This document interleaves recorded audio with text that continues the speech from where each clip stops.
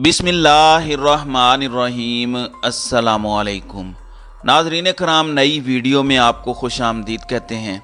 इस वक्त एक नया स्कैंडल सामने आ चुका है, एक बहुत बड़ा दावा, और इस वक्त मरीम नवाज़ की बेबाकी और मरीम नवाज़ का कॉन्फिडेंस, जिस कॉन्फिडेंस से वो पाकिस्तान के इदारों पर हमला आवर हैं, उसके पीछे ऑडियोज़ और वीडियोज़ का एक नया स्टॉक मरीम नवाज़ के हाथ लग चुका है। इस हवाले से एक बहुत बड़ा दावा है जो आपके सामने रखना है।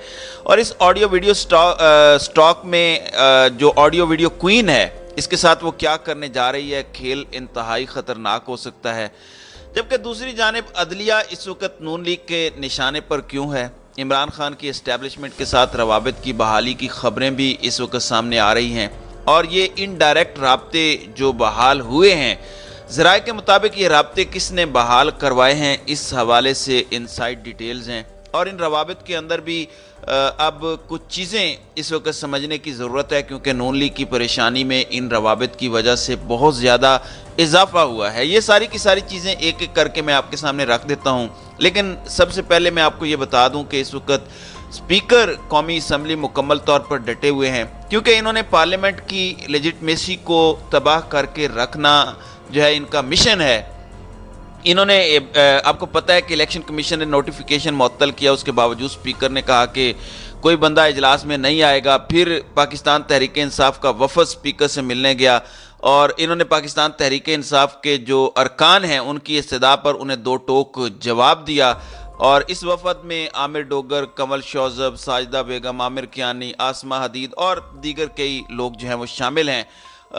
कौमी असम्बली के एलामिया के मुताबिक मुलाकात में पीटीआई के साबिक अरकान कौमी असम्बली के इस्तीफ़ों की मंजूरी पर बात हुई, और पीटीआई वफद ने इस्तीफ़ों की मंजूरी के इक़दाम को वापस लेने की इस्तदा की। स्पीकर कौमी असम्बली ने कहा कि आइन और कानून और कौमी असम्बली के कवायद व ज़वाबित के तहत इस्तीफ़े मंजूर कर चुका हूँ। बार बार खतूत भेजे, इसके बावजूद पीटीआई का कोई मेंबर हाजिर नहीं हुआ।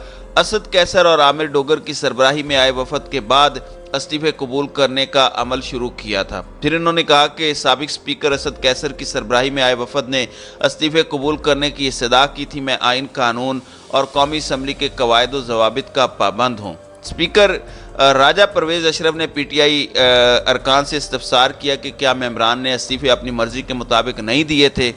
इस्तीफ़ा साबिक स्पीकर असद कैसर की सरबराही में आए वफद के इसरार पर इस्तीफ़े कबूल किए गए थे। फिर भी आपकी दरख्वास्त पर मामले को लीगल टीम से डिस्कस करके आपको मुत्तले करूंगा। यानी ये अपनी ही कही गई बातों से खुद मुकर रहे हैं। इन्होंने कहा था कि जब तक अलग अलग एक एक मेंबर जो है वो आकर मुझे नहीं बताता और दरख्वास्त नहीं देता, उस वक्त नहीं करूँगा, उस वक्त तक इस्तीफ़े कबूल नहीं किए जाएंगे। लेकिन जब इन्होंने देखा कि पीटीआई जो है वो पार्लियामेंट के अंदर आ रही है, तो फिर इन्होंने अचानक से ये सारा कुछ किया, जिसे लाहौर हाई कोर्ट ने रिवर्स किया। लेकिन ये लाहौर हाई कोर्ट की भी मानने को तैयार नहीं है। दूसरी जानिब जो खबर आ रही है वो नून लीग के लिए अलार्मिंग भी है, लेकिन जाहिर बात है मरीम नवाज़ खुद एतराफ़ कर चुकी हैं कि वो ऑडियो वीडियो क्वीन हैं, और उनका ख़जाना मोहतरमा बेनज़ीर मोहतरमा मरीम नवाज़ के पास मौजूद रहता है। अब NRO 2 में ब्रेक लग सकती है, नून लीग को रंदा फिर सकता है। इमरान खान और ताकतवरों के दरमियान जो इत्तलाआत हैं कि रवाबित हो रहे हैं, इस हवाले से ज़राए बहुत कुछ बता रहे हैं।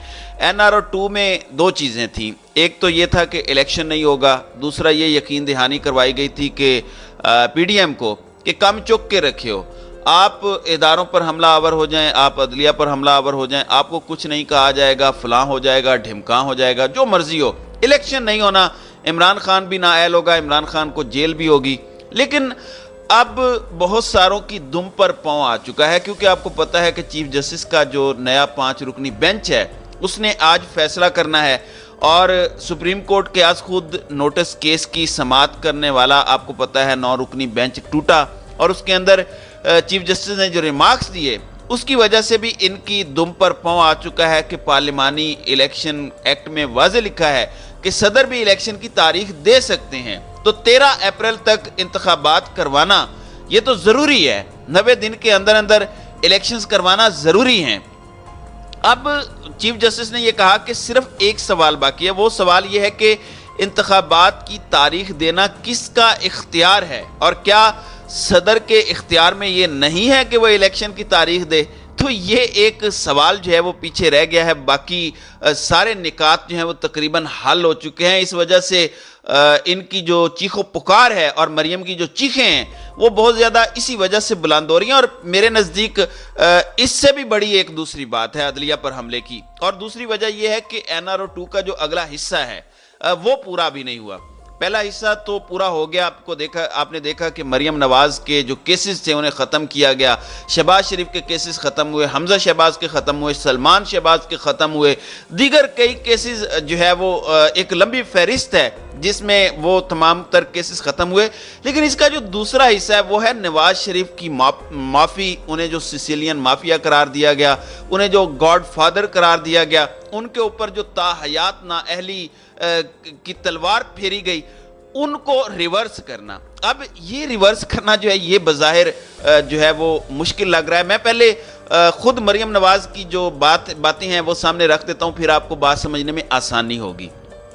اب مسلم لیگ نون کی سینئر نائب صدر اور چیف آرگنائزر مریم نواز نے ایک بار پھر ماضی میں کیے گئے عدالتی فیصلوں کو تنقید کا نشانہ بناتے ہوئے کہا کہ الیکشن سے پہلے ترازو کے دونوں پلڑے برابر کیے جائیں۔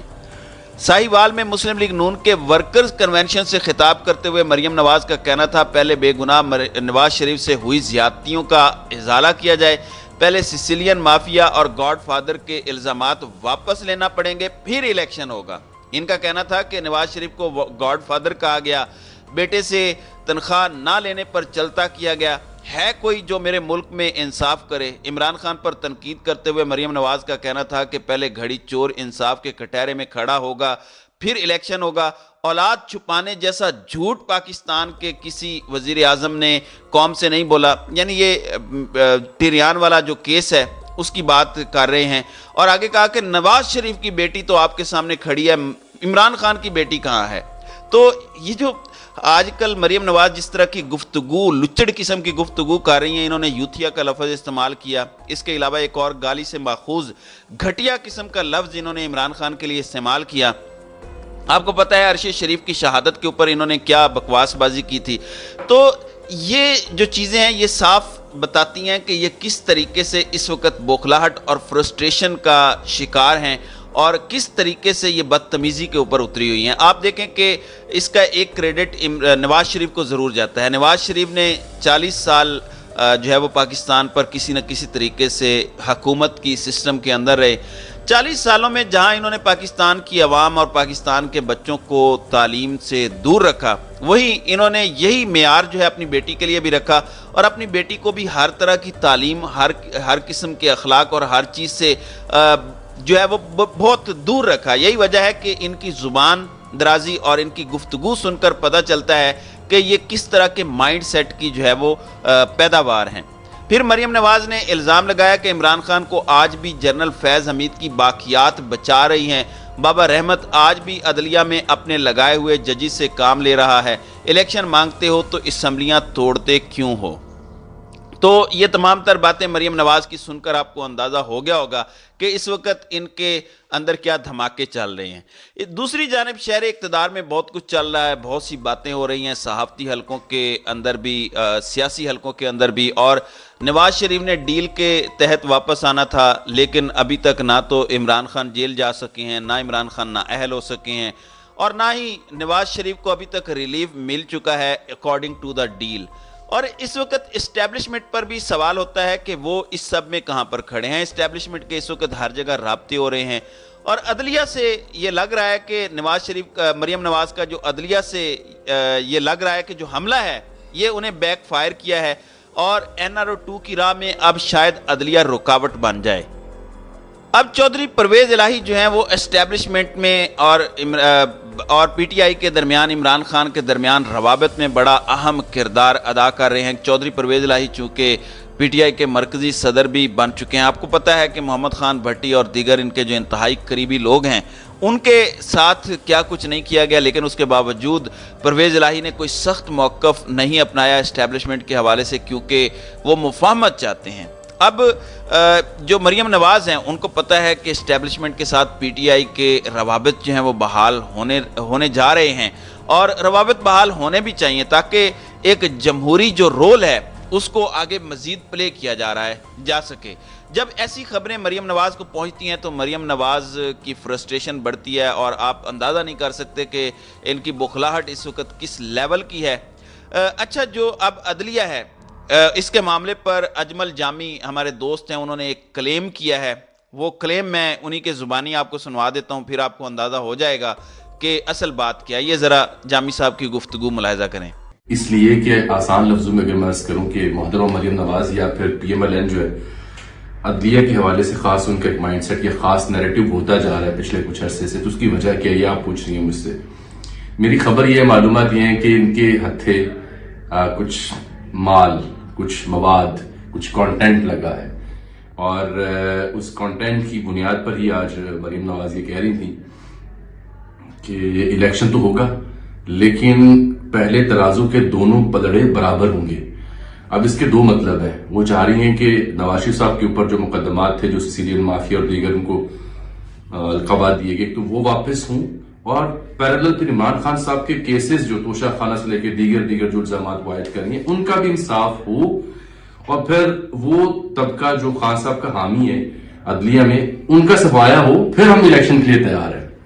تو یہ ایک بڑی لمبی چوڑی وہ ڈیمانڈ اور بارگن رکھ رہی ہیں اس نظام کی بنیاد پر جو میری اطلاع میں نون لیگ کے ہاتھ لگا ہے، اور اس میں مبینہ طور پر کچھ مزید آڈیوز اور چند ایک ویڈیوز بھی ہیں۔ اب میرے خیال تم پوچھو گی ویڈیوز کیا ہیں؟ بالکل، آپ مجھے بتائیں کون سی ویڈیوز میں بتا دیتا ہوں۔ ویڈیوز جو ہیں مبینہ طور پر ان میں دو سابق انتہائی اہم شخصیات، انتہائی اہم، اور ایک موجودہ دور کی ایک اہم شخصیت جو ہے، وہ تین لوگ ایک ویڈیو میں موجود تھے، جو جس کی بنیاد پر نون لیگ یا مریم اس نیریٹو کو کھینچ بھی سکتے ہیں، بتا سکتے ہیں۔ تو اور یہ جو آڈیوز اور ویڈیوز ہیں، آپ کو یاد ہے ان کا اعتراف تو سابق سپہ سالار نے خود دو چار صحافیوں سے ملاقاتوں میں کیا کہ میرے پاس تو فلاں کی اتنی آڈیوز اور ویڈیوز ہیں۔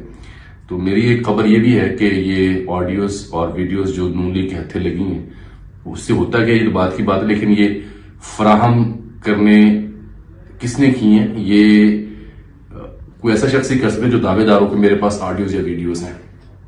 رہی بات کہ کیا یہ بارگیننگ چپ سے مطلوبہ نتائج حاصل ہوں گے یا نہیں ہوں گے، اب یہ ایک بڑا ٹیکنیکل نقطہ ہے، کیونکہ جو خان کا یا کپتان کا حمایتی ہے، اس کے اوپر ابھی تک کی آڈیو ویڈیوز نے کوئی اثر نہیں ڈالا۔ اب کی جانی آئے گی۔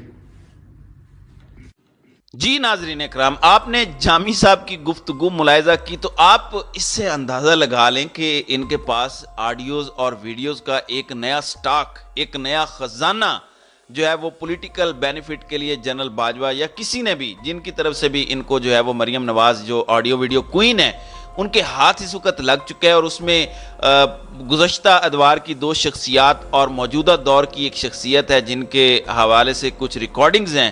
تو اب آپ اندازہ لگا سکتے ہیں کہ آنے والے دنوں میں مریم نواز مزید دریدہ دہنی کیوں کریں گی، اور اگر عدلیہ ان کے خلاف فیصلہ دیتی ہے، جو کہ آئے گا ان کے خلاف ہی، تو اس کے بعد جو ہے وہ مریم نواز عدلیہ کے خلاف کس حد تک جائیں گی۔ خیر، یہ تو آنے والا وقت بتائے گا۔ ناظرین کرام، آپ کی اس ویڈیو کے حوالے سے کیا رائے ہے؟ آپ اپنی رائے کا اظہار کامنٹ سیکشن میں ضرور کیجیے گا۔